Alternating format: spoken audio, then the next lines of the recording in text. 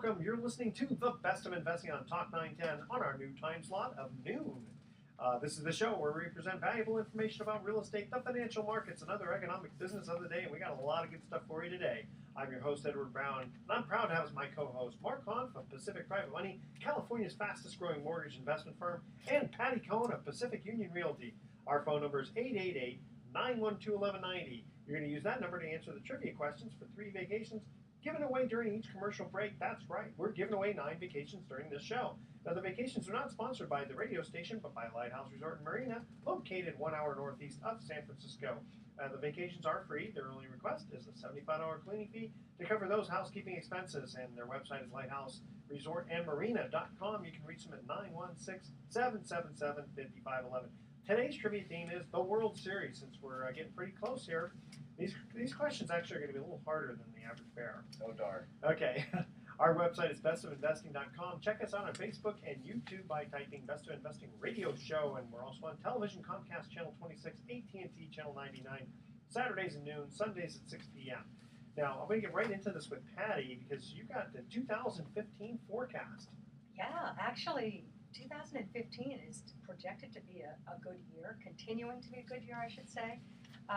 This was from the California Housing Market Forecast from the California Association of Realtors, and basically they're saying that home price gains will slow, which will allow would-be buyers to get in the game, and underwriting guidelines will loosen, because many people have been wanting to get in the game, but they couldn't. So maybe Bernanke will finally get his mortgage. Isn't that yeah, amazing? Well, the guy who's probably the most important person in the world, right? Yeah. Couldn't get a mortgage. Okay. Maybe the bank just wanted to send a signal and get the juices flowing. You know what? Maybe because apparently he told Loosen Congress, those restrictions. Yeah. I think he was like, I think we went a little too far. Exactly. And part of it is unemployment, of course, which unemployment is projected to be 5.8%, down to 5.8% next year, Yeah, which is that's amazing. healthy. And it's down from 6.2 right now. So yeah. And go ahead.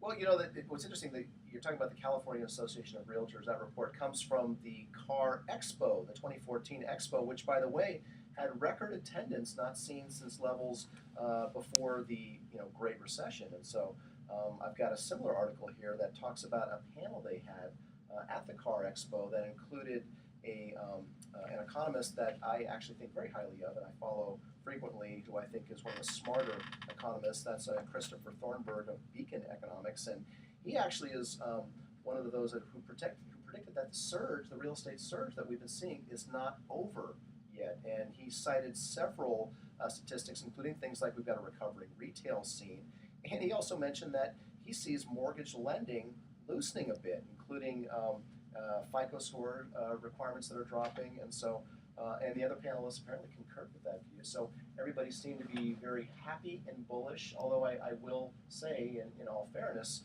you would expect an association of realtors to probably have a little bit of rah-rah in the juices flowing there at that event, of course. And I think sometimes expectations will drive the market. And of course, they're expecting 2015 to be yet another good year as 2014 and 2013 have been. Yeah, and I think the main takeaway also is the pendulum.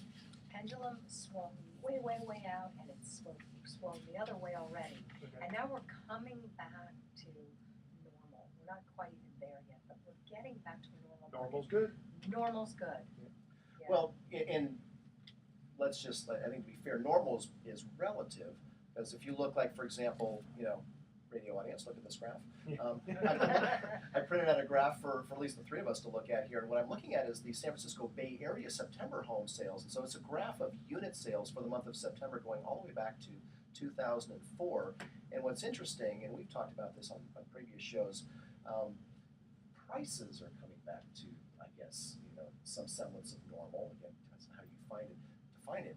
But actually, unit sales are still well below normal levels. So, for example, in 2004 and 2005, 12,000 units and above were being sold in the month of September. Well, since 2006 and 7, that number has gone down to between 5 and 8,000. And so for the last 4 years, I'm looking back, actually 5, from 2010, 11, 12, 13, and now 14, we're really just, I mean, it's gone up a little bit year over year each year, but we're still at that level of just between right around 7,000 units in the Bay Area, which is still well below, 12,000. So, that's contributing certainly to price pressures increasing because we're just not seeing a lot of new units being built. There's not a lot of new units being produced that are being offered on the market, and we still have people that are trapped in their homes through a lack of significant equity to be able to sell. So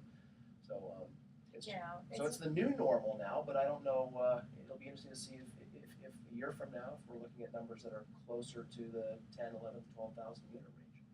Yeah, we're not definitely not normal yet, and you would think those numbers would demonstrate almost a buyer's market when we don't have a lot of sales. Yep. But the two things that are going on is low inventory and strict underwriting guidelines, and both of those things are due to change.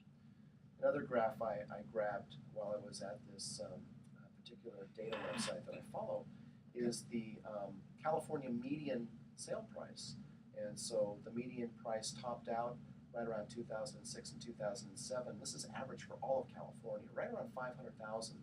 And we're at 400,000 now. So we're still 20% below the high. So that would, even though it certainly feels like we've surpassed and gone even higher than previous highs here in the Bay Area. In fact, that is the fact in San Francisco and Silicon Valley. But California as a whole still has, there's still some upside there if you believe that the real estate markets, as they cycle, typically always reach the prior cycle's high and then go above.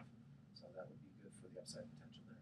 Well, yeah, because we need to take into account the Bay Area versus the whole Central Valley, which was ground zero in the nation. Yeah. For short sales and distressed properties, and then they aren't quite back yet. And even Palm Desert, that whole just Stockton, Thank God we don't live there.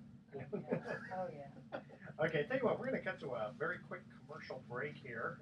Guess what? Next week we're going to have another special trivia contest. The winner is going to get a couple of overnight stays at the Clift Hotel in San Francisco.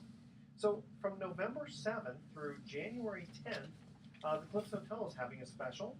Rates as low as, ready for this, $199. This includes 2 ice skating tickets, 25% off dinner in the Velvet Room, 2 cocktails, and 2 kids' drinks. Oh, isn't that nice? Pretty good. I don't know if you've ever been there, but I have. It's a very nice hotel. It's located really close to Fisherman's Wharf and just steps away from Union Square. I'm excited to check it out. It sounds Check great. it out. Yeah, call. So check out clifthotel.com or call 415-775-4700. Patty is writing out the information down. Absolutely. Okay, so that's going to be next week. All right, so now this week we have our regular trivia contest. The theme is the World Series. Okay, which team had a record of 5 wins and no losses in the 7th game of World Series play? All right, so the first 3 callers with the correct answer to that question win a free 3-day, 2-night stay at the Lighthouse Resort.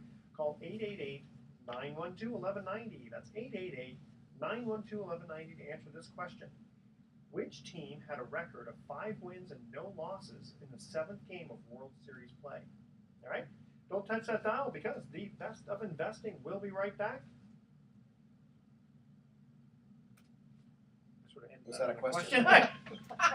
I know. Well, I was looking at the time. We'll be, I don't know. Okay, we'll be We're right gonna back. be relaxed and on it and focused. Oh my God.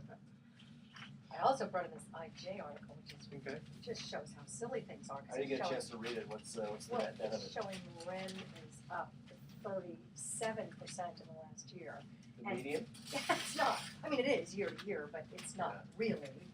I mean, and I'm the one that gives them the stats every Tuesday. I literally give it to them, and I said, "This is a big week." Well, the they median don't going up just really get means the mix. So more higher end Right, homes I are selling. got it. Yeah, you know that. Yeah. Yeah. So anyway, it's silly. And we love bashing the median index here because we think too many people don't. The articles never describe actually what median means because then you think my house should be up 37% value. And really, there's not enough data anyway. So a couple hundred is not enough to really say what's going on. I mean, Napa's usually like that too. They're all over the place. Napa's really tiny.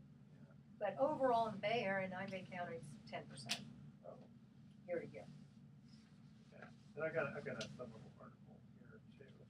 And then the other thing what was mentioned is the how rents are outpacing. Oh yeah, the San Francisco rent. Yeah. Let's get into that. That's a good one. You ready? What was that? Oh, hold on. And if you can speak up a little bit, because when I'm having to turn this up so loud that maybe that's what's causing that. Oh. Okay. Hold on. Here we go. Welcome back to The Best of Investing. Again, I'm Edward Brown, your host, along with Mark Hunt and Patti. When we cut to the first commercial break, we asked this trivia question about the World Series. Which team had a record of 5 wins and no losses in the 7th game of the World Series play? Yankees. No. Red Sox. No. Giants. No. Keep going. You got about 20 more teams to go. Royals. No. A's. The Pirates. 1912, 1925, 1960 with Bill Mazeroski. Remember that? 1971 and the 1979. Remember We Are Family? Okay, so that was the trivia question there. Okay, now, Patti, you've got another interesting article about San Francisco rents being the highest in the country. Huh? Absolutely. Even higher than Manhattan? Isn't that surprising? Even higher than Barstow? Yes. Higher than anywhere. Wow. And in fact, we've all heard the stories, and I hear it a lot in Marin County, South Bay, everywhere, that landlords are getting 100 applications for property. Wow. So right now, in the last year, rents have outpaced property values. So we're talking here about what's happening with values, how much have they gone up in the past year? Percentage-wise? Percentage-wise. So percentage-wise, the 2 markets in the country that went up the most is Oakland and San Francisco. Wow. San Francisco at 15.4%, and Oakland at 14.6%. So almost, for all practical purposes, almost identical. Almost 15% identical. both sides. I mean, that's a huge increase. Huge increase. Patti, did the statistics for that, by any chance, would the Airbnb factor into that at all? Because I keep meeting people who are doing the Airbnb on their homes. They're not even renting them out. They're making so much more money. For example, we did a loan for a family that had a rental, and they were getting monthly like $6,000 for it, which still sounds like a lot of money for a relatively small home. They're making $20,000 a month on average with that same home through Airbnb. And that's not even that rental that doesn't include factor that. in. So it doesn't include. Okay. So the numbers don't include the Airbnb Right. factor. Okay. So back to what that demand is, both in Airbnb and rentals, it tells you that the Airbnb tells us that the economy is really good. San Francisco is a great place to come, and lack of inventory. People aren't selling. So, give you an example. 13 condos went up 13% in San Francisco in the past year versus the 15.4, and single-family homes went up 9. Now, this is just in the last 12 months, not to mention that the prior 12 months and the prior 6 months was very high, to the point now where the average for a 2-bedroom unit per month in San Francisco is $3,600. That's nuts. Well, now, I want to go back to Mark for just a minute here. Okay, a lot of people may not be familiar with Airbnb, but it's bed and breakfast, I guess theoretically is what it stands for. But it's sort of like, you mean like Craigslist type of thing. Airbnb was an app originally invented that people can use to source out short-term rentals. And what Airbnb has turned into is a way for homeowners and property owners to rent out their property like a hotel on a nightly basis or a weekly basis. And for people who are looking for short-term housing, it's a way for them to, it's like a Craigslist specifically for available homes. Yeah, but $20,000 a month. I mean, are these people renting it every single day, or yes, it's a daily rate. But I mean, how if they're short-term rentals, how are they getting people to come in for 3 days and then immediately those people move out and new people move in? Because of the massive amount of travel that we have here, and there's a demand for short-term rentals even in the tech industry. There are people that come into San Francisco for short-term contracts, and they need a place to stay, and they can't execute a long-term lease, but they may only need 15 days or 30 days or 45 days, and they end up paying Airbnb. $700 a day. Right, because they're making actually very good money, and relatively speaking, yes, it's expensive rent, but it's cheaper than a hotel. Not at $700 a night. Well, Well, for a whole house, you can get several people in there too. That's true. And that's who they're competing with, is they're competing with the hotels. And then there's the taxes that the cities aren't getting, so there's a whole lot of stuff going on They're there. wanting to change that, I know. It's, Yeah. They're always trying to get into our pockets. Kind of crazy. Well, I wonder, Patty, that apparently there's like 10,000 units scheduled to come online in San Francisco alone in the next couple of years, based on all of the approvals that have been made for these high-rise condominium and apartment buildings. Do you think that will have any impact on stabilizing rents, or do you think there's just such a high demand and we're growing so quickly here with tech in San Francisco, now that San Francisco is almost the new Silicon Valley? Do you think it's just going to continue? I mean, I wonder if anyone has any idea. Can you imagine the traffic? Yeah, I mean, that's a lot, 10,000. Yeah. So, how many are there are going to be rentals? How many are going to be, just apartments? How many are going to be condos? What percentage are investors going to buy? But I agree with you. I mean, it's the tech. Tech is fueling it, and there's such demand in the city. Yeah. Well, it'll be interesting to see what happens there. All I know is when I see those advertisements in the Chronicle, there's some awfully expensive high-rise condominiums they're selling. Yeah, for $2 million, you too can have a 700 square foot one-bedroom. Yeah, really. It just change this up here for a minute. I don't know if I talked about this a couple of weeks ago about the realtor this realtor wins bidding war but discovers purchase as a loss. This guy went to a tax sale and bid on a 3,600 square foot lot in near Bolinas, and it had an assessed value of $4,000, and the county's minimum bid was $11,500 from all the back taxes and penalties and all that. And this thing got bid up to $130,000 because the guy thought that there was a house on it, but it turns out, oops, the picture it wasn't exactly the correct one that he was doing, and he had property next door, maybe. That's what it was. Oops, and it turned out the lot was vacant and it was too small to build, and they so probably couldn't get a water meter. That's the big thing. I mean, you can't give away some of those bonus lots. Yeah, I don't know what he's going to do, because he said here that he's hoping that because of the erroneous information that he can void the sale.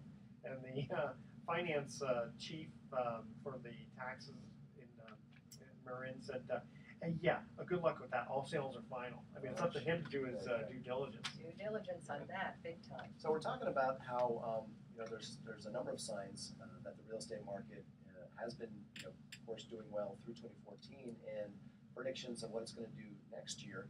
But I want to share another article that I found, because really there's not broad agreement among those with an opinion as to what real estate is going to do in 2015, because there's some people saying, well, signs are pointing to maybe a downturn.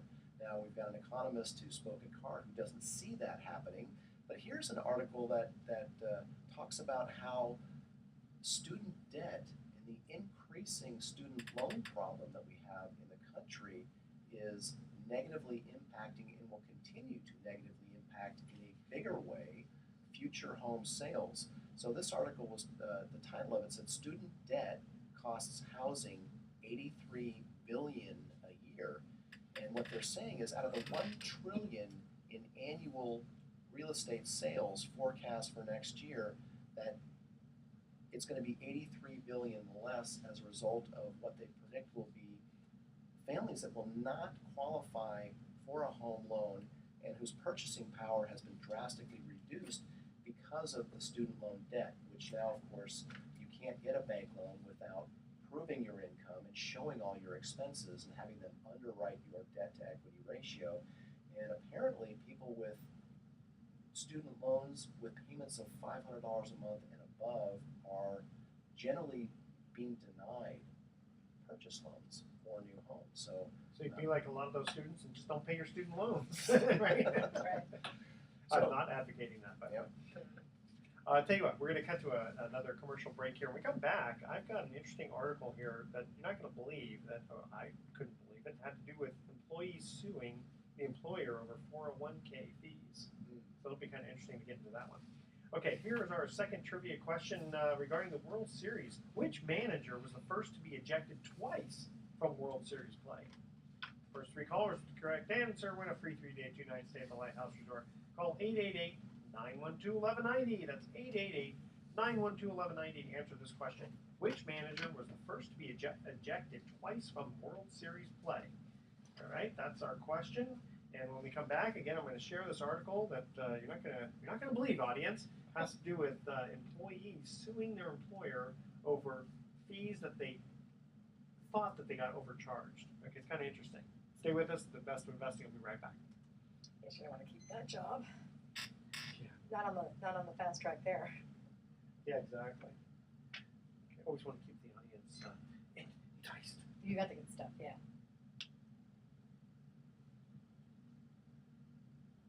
I mean, people like the tidbits. I mean, people are just not, they like drama stories. Mm-hmm. Mark always says, what do you always say? Is it good radio? If it bleeds, it leads. No. I don't always say that. Okay, almost. If it bleeds, I've heard you bleeds. say it That's 3 good. times, so that means you always say it. All right. Does that count? Oh dear. Oh, when is it good? How long do you leave it on the market? That's what people want to know. Yeah, I haven't gotten They it. Sorry. want to know, like, what about me and my house? What should I do? Okay, ready? Here we go. Welcome back to the Best of Investing. Again, I'm Edward Brown, your host, along with Mark Hoff of Pacific Private Money and Patti Cohen of Pacific Union Realty. When we cut to the second commercial break, trivia question about the World Series. We asked this question: which manager was the first to be ejected twice from World Series play? Billy Martin? Yes. No. No. Bobby Cox from All right. the Braves. Okay, so I told the audience when we got back from break I was going to share this article here. So this lawsuit focused on 6 mutual funds added to the Edison plan in 1999. The workers say that the plan improperly purchased retail class shares rather than identical institutional class shares that carried lower fees.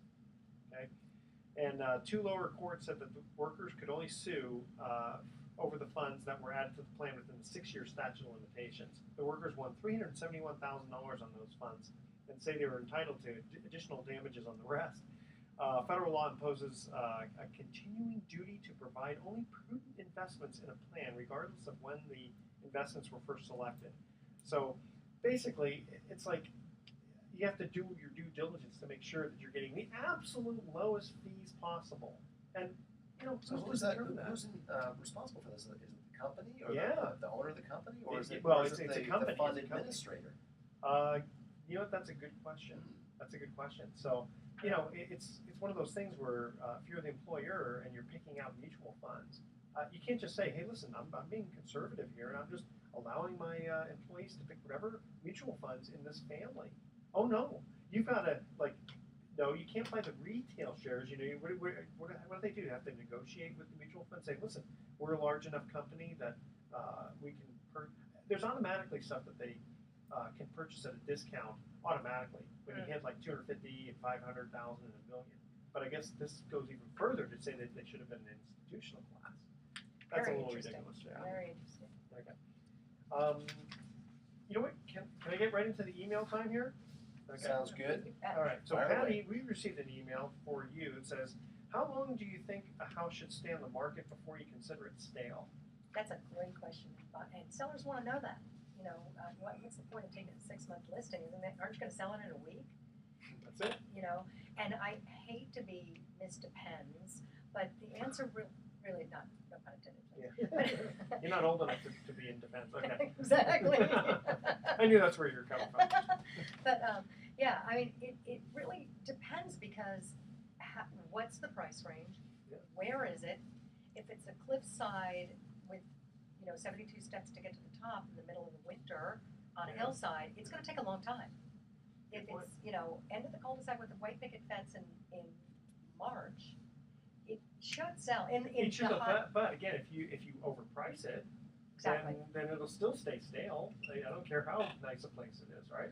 That, is absolutely the answer to everything. I was answering this assuming it was correctly priced. Yeah, But I think times that's it's fair. not. Yeah. It's so many times. I mean, That's why you need an expert like, who would be well, an let me expert, think about Mark? it. Exactly. I mean, talk to your local realtor because they're gonna suggest a price that's correct. And they're gonna actually probably predict, based on that price, here's when it's likely gonna sell. And maybe it could take a month or two. And if you've got a $5 million house, it might take 6 months. But typically, if it hasn't sold in 2 weeks in this kind of market, it's price. So I've got a question for you, Patty. So I made a loan, a hard money loan, to a flipper who bought a home at the beginning of 14, put it on the market in May, and here it's October, and it's still not in contract. Now the obvious answer is, well, he overpriced it. The other thing he did is his partner in the deal is a broker out of the East Bay, and so And he's the listing broker. the right? listing Yeah. broker. So Yeah. is Mistake. is there, talk about the impact of kind of using an out-of-town realtor and how that, I mean, I know it's not, in a perfect world it wouldn't matter, Yeah. but in a practical sense, in a market The Bay like Marin or the Bay Area, Marin, San Francisco, does it have an impact when you use an out-of-town It realtor? does. It really does. Because, for example, I'm involved in a networking group with the top 10% of agents, and we're involved in 3 out of 5 transactions. That's amazing. Really? That's amazing. And we do a Wow. lot of networking with ourselves, between ourselves. Yeah. Now, the other thing is, and it's very, very subtle, but when you see a sign outside somebody's house, is it the Mervyn's or is it the Nordstroms Yeah. of the world? Mhm. Or is it, from the moon, like, at some Also, company if you've never heard of? Yeah, a company, or even the realtor. A lot of times, you'll see, like, because you're very popular, you'll see your name Yeah. on a lot, and then and that kind of gives it not only the credence, but I would think the comfort of knowing that this transaction is going to go through. pretty Exactly, quickly. exactly. And typically, the more experienced the realtor, the more correctly it's priced, Yeah. because people, Good point. and then people outside the county, they're it's called buying a listing. You give a high price, even though this is somebody Yeah. in the deal, or somebody inexperienced, they're gonna buy the listing, but it's such a I train can wreck. get you $3 million for your $500,000 house. Right. Yeah. And like attracts like. So newer agents or out of county, they'll attract inexperienced sellers. Good point. So back to the out of county, it's really good to go local. It makes such a difference. Is it true you guys throw eggs at the signs when you don't recognize? Let's go Pick- egg pick those 'em up out-of-towners. or just replace them with your signs. Well, it's almost, to me, it's almost like a FISBO, because like this sign, the realtor, he doesn't really have an actual practice. He's a licensed broker, but he's not in the business of listing and selling homes, and he's in the business of flipping homes. So for all intents and purposes, you've got a party that bought this home to fix and flip, and they're really trying to sell it themselves. But it's not that unusual. And in a super hot market, I guess it doesn't matter. But I don't know that we're necessarily in at least not Well, it's not a today frenzy anymore. There's no Yeah. frenzy.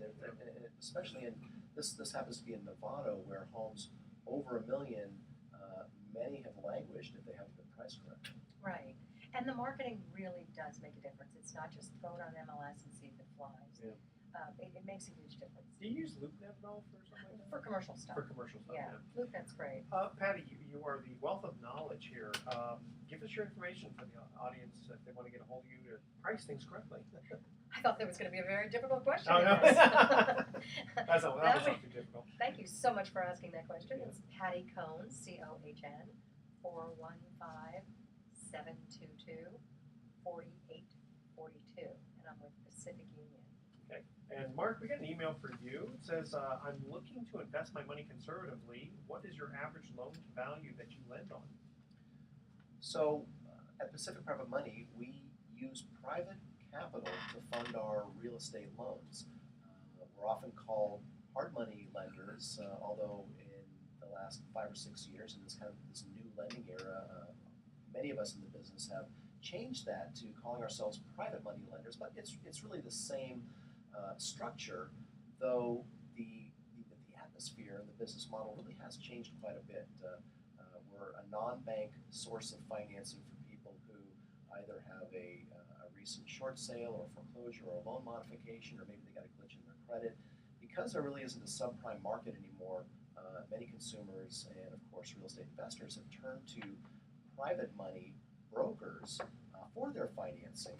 And it's actually happening more and more. And in 2014, with all the new, what they call qualified mortgage, you might have heard your realtor talk about QM, the new qualified mortgage regulations, which really all that means is now we have to fully underwrite, consumer loans. We're just not able to make loans like we were before. So one of the nuances of the new private money lending industry is that we tend not to go as high as the banks do in loan to value. So, for example, we all know that banks will generally and typically make 80% financing. In fact, you can still get sometimes 90% financing, or if it's FHA, you can get 97% financing. Well, in the private money realm, we generally don't lend more than 70. In fact, as the market was recuperating in 2010 and 11, we wouldn't go over 65. Well, now that prices have been going up and have recovered, we're at about 70, which is still means that borrowers have to come in with a pretty strong down payment. So that there for individual notes on a note-by-note basis, we normally don't go over 70. But for example, we have a mortgage pool fund right now. We call it the Pacific Private Money Fund. That is a mutual fund of loans, and that fund has Bay Area investors who have put their savings and retirement funds into this fund. We happen to be now at actually a fairly unusually low number. We just did some loans on some very low loan-to-value San Francisco properties, and it's brought the weighted average loan-to-value down to just above 50%. That's amazing. Right, so we normally expect to be at around 60% as a weighted average, which is still very conservative. What does that mean?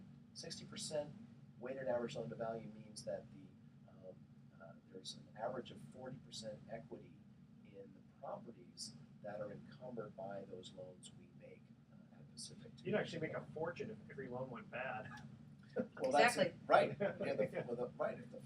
If something happened, well, really the protective equity, that 40% protective equity, if we're at 60%, which I think we're just about 50% right now, but we expect that average to hover closer to 60. But what it really means is that if and when we have a downturn again, we have the capacity to absorb a significant amount, if not all of that downturn. There are very few other investments out there that have that kind of protection. It's true. I mean, even within mortgage funds, you just don't find that. Well, and what I didn't say is the Pacific Private Money Fund is right now paying about 8.2% on a cash basis monthly and about 8.5% on a compounded basis. So the investors in the fund have the choice, take their monthly distributions or let them ride, buy additional shares every month with those distributions, and you get the nice compounded return. So between 8.2 and 8.5% on a fund that is non-leveraged, meaning the fund itself does not use leverage to produce those yields. It's fully 100% equity, and we've got protective equity at 60%. So again, a very conservative fund with safety and security features built in, and we're producing 8.2 to 8.5%. And I know the audience is going to want to know how to get a hold of you. So the Pacific Private Money Fund, you can get more information by visiting our website, which is pacificmoneyfund.com, or just call us, leave a message, and we'll give you a call and send you some stuff by email next week. We're located in the Bay Area here. We're at 415-883-2150. That's 415-883-2150. Whenever I go to my office on Monday mornings, I always have a whole bunch of messages there from Best of Investing listeners who are calling for more information. And we're happy to send you some information by email as well. Okay, now we're going to cut to our third and final commercial break trivia question. Before we do, though, last week we had a special trivia contest, 2-night stay at the beautiful Harmony Ridge Lodge. Oh, that's right. Remember that? Whether you're planning a corporate retreat or simple getaway, Harmony Ridge Lodge has it all. A beautiful bed and breakfast nestled in the Tahoe National Forest. Miles of hiking, biking, and horseback riding trails. Harmony Ridge Lodge is dog friendly, and they have a special dog forest park. Can you believe that? A forest dog park. Wow. Now that's a first. Come join in all the fun and relaxation at Harmony Ridge Lodge right outside of Nevada City. www.harmonyridgelodge.com or call 530-478-0615. Okay, so now we're going to cut to our. Oh, I'm sorry. So the question was 4 out of 5 of us live within 5 miles of what business? Was it a gas station? No. Liquor store. Nope. You can keep going? Okay. A YMCA. Are you kidding Isn't that me? amazing? And we had a winner, Jessica from Moraga. Very good, Jessica. That's shocking. What about supermarkets and gas stations? This just says 4 out of 5 of us, maybe 5 out of 5 of us live within that. Okay. All right. So I think put out by the YMCA. yeah, really. That was their question. Okay, so here's our final World Series trivia question here. What Hall of Famer set an unenviable record of the most official career at bats in a 7th game without a hit? It's an unenviable record. First 3 callers with the correct answer when you're free 3-day 2-night stay at the Lighthouse Resort. Call 888-912-1190. That's 888-912-1190 to answer this question. What Hall of Famer set an unenviable record of the most official career at bats in a 7th game without a hit? And I'll tell you, he went 0 for 11. And he used to be with the Giants at one point. Okay, that's a little hint. And don't touch that dial because we're going to have some closing thoughts on the best of investing. Stay with us. Cool. I know a little bit about, remember Y.A. Tittle, Yes. right? Well, I know him very, very, very well. Oh, you do? Yeah. Up until recently, I was dating Is he his still in son. insurance? No, I mean, he's 87 years old. Oh, he's pretty right. Because out of it. he actually called me once and said, "I says, why channel? Sell insurance." Really? Or was it Yeah. his son? No, Is it? it was This was him, really? 10 years ago. Wow. What 10 years ago he would do that? Yeah, he lives around here, doesn't he? Well, Atherton. Oh, okay. He's pretty out of it. He's very sweet. I mean, he just turned 88. Wow. And I was dating his son until recently. And I just couldn't do it. Couldn't do it? Well, the nicest guy in the world, but I mean, he's only 60. He's had 2 strokes. Oh. And as I was helping him with the book on Y.A. Tittle and the life, I Yeah. saw some serious brain damage. Oh, I don't know what nice. I mean, but I'm Yeah. like, I am not that old. No. That's right. I'm not that How old are you? Not that Tell well, the no, audience. Don't date the handicapped. I know, exactly. Exactly. Uh, 60's not that old. I'm like, it's getting scary. So I've got a good little, a fast one. Okay, yeah, because let me figure out how much time we have. 3 minutes. Almost 3 minutes. No. Yeah, I don't think we've run a 4 segment that short. We've had a lot of 4-minuters where we've Yeah. gone over on a couple of. I was going to add, when you were talking about that, when I'm ready to invest, seriously, but that's a good deal. Yeah. Plus, you can get out. I know. Within 2 years. After 2 You can years, get out anytime downtown, you want. You can get out anytime you want. Yeah. After 1 year, you'll get out and you still have a positive cash flow. It's liquid. It's protection against the downturn. Yeah. I mean, And it's you- good. I mean, It's good, right? It's understandable. Yeah. It's Yeah, not right, rocket right. science, Right. And he's not investing in weird things like, funeral parlors or anything that Right. you go, like a church, and you go, Yeah. what's the value of that? I mean, this is Right. all normal It's stuff. dirt. Exactly. Yeah, it's mostly Can't get one with SFR dirt. because I'm comfortable with residential. Yeah. And I stay away from, we do commercial, but we do those with individuals. We don't do them with the fund. You know what? I was talking to somebody. I forget who it was. You reminded me of it. I work on a lot of expired listings, Yeah. and he was saying my partner's from the East Bay. He isn't listed. I've been talking to him. I don't remember who because I call so many people. This is on 85 Carnoustie Heights. Yeah, I've talked to that guy, Yeah. and he can't pull the trigger. The loans I do. mean, And he got snippy with me about. He says, "I'm not paying any extension fees. I'm not doing it because That's fine, we're we'll going to foreclose." sell it, and we just need 2 more months." Which are already 30 days. Actually, now 45 days matured, and it's actually not. Me, usually it's just like, fine, you need 3 more months. So the lender probably is fine, but this particular lender is one of my more difficult lenders to work with. They actually now they've got their son, who's now licensed, doing their portfolio of loans, and he's an attorney, and so he wants to charge them a point for an extension. I don't even get They paid. should. Hold on. I mean, is that how he asks, hat in his hand, to ask for something? Yeah, Just saying, you don't think, okay, hold on. What's the value of the property realistically? It's at this point about $1 million. What are they listed I at? forgot. 1169. Yeah, it's Okay. like just under 1.2. How large is your loan? 600,000. Simple. Do you have the money in the fund? Buy it and foreclose on it? Yeah, I mean, Well, he needs or- to ask a favor of you, and he's talking like that. Well, especially if you have a difficult lender client, Yeah. you just pay him off, just do it temporarily, and if these guys pay off in a couple of months, at least the fund holder. What's the interest rate on it?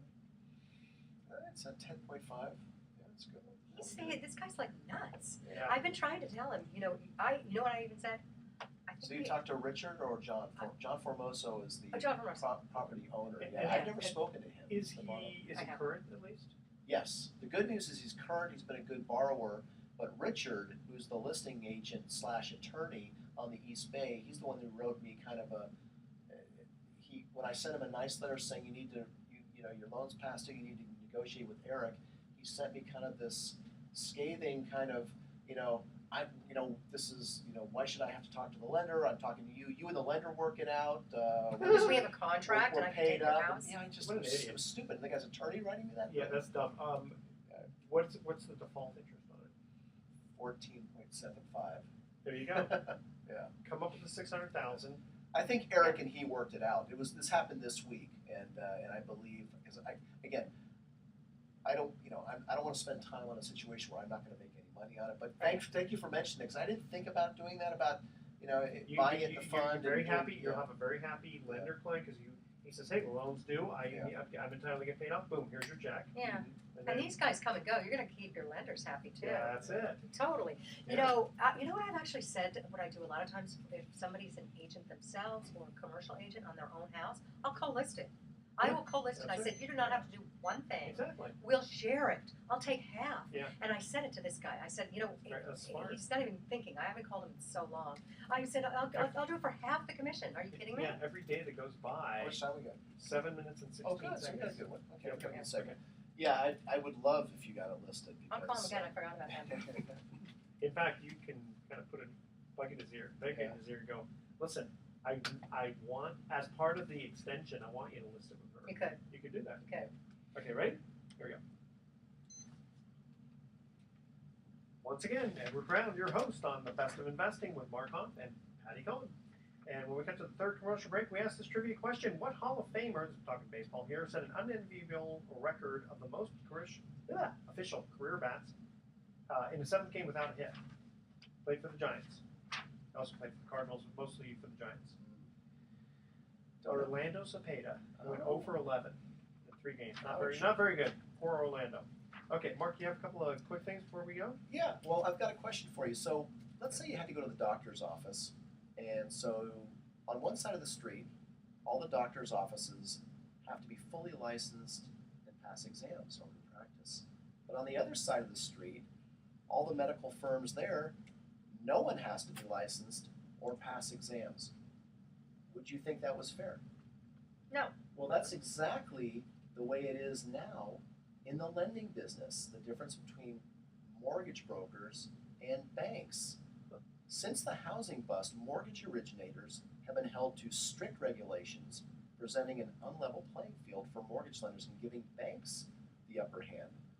While mortgage originators are governed by a host of federal laws and regulations, the banks are protected under the FDIC and are not required to have continuing education. Now, if you were a borrower, it's probably not the best analogy to use the doctor thing, because if you're going to borrow money, do you really care if the guy behind the desk has a license or not? You just want the money, No, you right? just want the money. But it's just, again, it's the government, the unfairness of how they have now restricted the capitalist nature of our economy and the free market system. But I'm sure the and 21 giving banks the upper hand. It's Not just fair. Yeah, but I'm sure that 21-year-old kid who works at the bank is very well versed. He Well, doesn't and need that's continuing just it. It's so education. funny because our office is right next to Bank of America in downtown Novato, and every time I walk by, I go make a deposit at Wells where we bank currently, and I'll walk They're playing past. rap music. Go ahead. I'm sorry. Go ahead.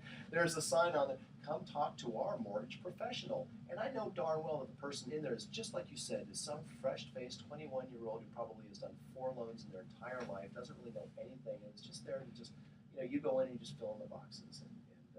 But it's really just, what the saddest part about it is that, the banks, that's where all the money and that's where all the power is. Right. And so really what the banks would love nothing more to do than to wipe out independent mortgage loan originators.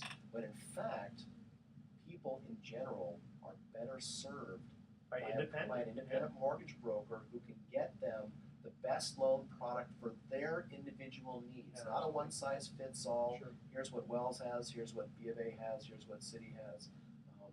It's really just, it's too bad. And what we don't want to have happen in our society is the monopolization of any aspect of the goods and services that we buy. And when you basically make it so onerous that an independent mortgage loan originator can't afford to earn an appropriate living, and they go out of business, and now, over time, all you have left is the banks. Once the banks have all of the business, guess what? Yeah. They get to set all the rules, and you now no longer have consumer choice. So at the end of the day, consumer choice is what's more important. Yeah. And these onerous Dodd-Frank laws that you've heard us complain about for years now on this show, and we're not going to stop complaining about it because they're horrible and they eliminate consumer Well, choice. I'm waiting for the IRS not to be a monopoly. Yeah, good luck. Yeah. You know, there's another point to it as well. You're absolutely right. And let's just say there's a level playing field. And you're right, the consumer just says, give me the money. But let them tell you, let's just even say the bank has a better rate. But what happens, I know for sure, when it's a bank versus a mortgage broker, it's going to take longer. It's got a high percentage of probability that it's going to blow up at the end of the deal because of that fresh-faced person that doesn't know what they're doing, and because of the wheels in the bank. And you know, how about the consumer that's then crying because they've lost their Potential dream home, and they potentially lost their deposit too because the bank said they could get it done in a certain amount of time, and there's a backup offer for $50,000 more. Yeah, and the bank will not guarantee that they will do the loan. They will not. They'll do a loan commitment, but there's always that, gee, we don't know when it's going to actually get funded. Right, and we've talked about it on this show where then they go to Mark and say, oh, I don't care what it costs me, but they just blew up, I'm going to lose my place. Actually, in theory, that's good for you. So it actually is. Well, it is. I try not to complain too loudly, although it may not seem like that. I mean, that really is the reason why private money loan originators like to see private money, or even in business today. It's really just, you know, we're here as a plan B for people. I mean, there are just some situations where you really can't go to the bank, but a lot of the loans we're making right now are, you know, the borrowers are bank qualified, but they just can't get the deal done fast enough. All right, so for more information from Mark and Patti, go to the Best of Investing website, and you'll see their bios there, and click on their face, or some information about them. Okay, here's our thoughts for the day. The oldest major, we're all talking sports, mostly baseball here. The oldest Major League Baseball teams are the Atlanta Braves and the Chicago Cubs. Both were formed in 1871 as the Boston Red Stockings and the Chicago White Stockings. Wow. Isn't that interesting? Respectively, of the National Association. And on June 29th, 1916, the Chicago Cubs and Cincinnati Reds played a 9-inning baseball game with just a single baseball. Wow. Nowadays, the average lifespan of a Major League Baseball is 7 pitches. I guess foul balls back then, it got hit in stands, you had to give it back to the umpire. That's great. Those balls are expensive. They are. Well, that's why baseballs that are signed, let's say, by Babe Ruth by himself, are more valuable than if you have a baseball signed by all the 27 Yankees. Because back then, baseballs were so expensive that that's what a kid would do is he'd get as many people to sign it as possible. So it's not as rare as getting just Babe Ruth. I wonder if you could take white out and white out everybody. Sorry, Lou Gehrig, you're not as good here. Okay, tune in next week to The Best of Investing. We're going to be giving away 9 more free vacations for answering trivia questions. Thanks for listening. On behalf of our team, I'm Edward Brown. We're wishing you the best of investing. So long. Okay. Very good. Yeah. Oh.